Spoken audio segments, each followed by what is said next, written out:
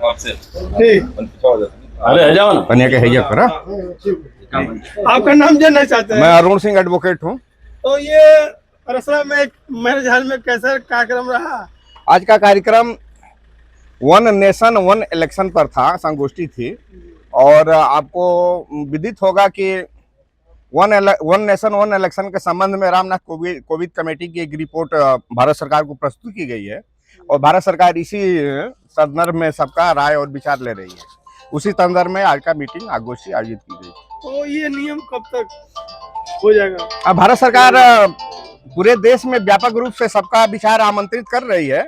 आमंत्रित करने के बाद पार्लियामेंट में इस समिति की रिपोर्ट को प्रस्तुत किया जाएगा और संसदों के बीच में व्यापक बहस के बाद जो भी कानून बनेगा राष्ट्रपति के अनुमोदन के बाद देश में लागू होगा। और ये जो नियम कानून है इस पे भारतीय जनता पार्टी को छोड़कर और दल कोई समर्थन नहीं करता। वन नेशन वन इलेक्शन का उद्देश्य देश में एक तो केंद्रीय राजकोष को बचाने का प्रयास है और दूसरा जो बार बार इलेक्शन होते हैं और आम जनता को परेशानी होती है, देश में कर्मचारियों को परेशानी होती है, ड्यूटी में आर्म फोर्सेज को परेशानी होती है, बेशक को परेशानी होती है, इससे बचत होगी।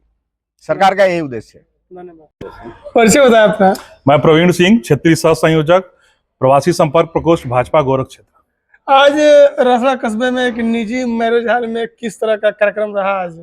आज रसड़ा विधानसभा में जैसे आपको अवगत होगा कि पूरे देश में भारतीय जनता पार्टी द्वारा संगोष्ठी आयोजित की जा रही है। वन इलेक्शन वन नेशन, मतलब एक देश में एक ही तरह का एक ही समय चुनाव होने चाहिए। उसी के तत्वाधान में आज रसड़ा विधानसभा भाजपा द्वारा रसड़ा के एक निजी मैरिज हॉल में इस संगोष्ठी का आयोजन किया गया।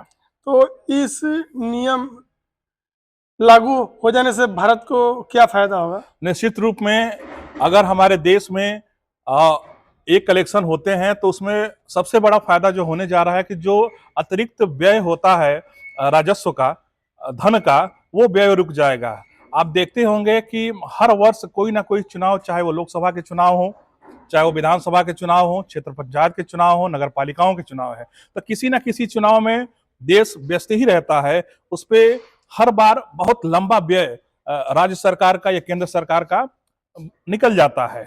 इससे बचाव के लिए हमारे यशस्वी प्रधानमंत्री नरेंद्र मोदी जी ने सोचा कि हमारे देश में वन नेशन वन इलेक्शन की पद्धति पे कार्य होना चाहिए। एक राष्ट्र एक चुनाव को लेकर सिर्फ भारतीय जनता पार्टी ही चर्चा करती है और इसके सिवा अन्य दल कोई नहीं चर्चा करता है, तो इस पे क्या कहेंगे? ना, ऐसा नहीं है कि कोई अन्य, बहुत सारी क्षेत्रीय ऐसी पार्टियां हैं। जैसे हमारे आप ही के क्षेत्र में रसड़ा विधानसभा में सुहलदेव समाज पार्टी इस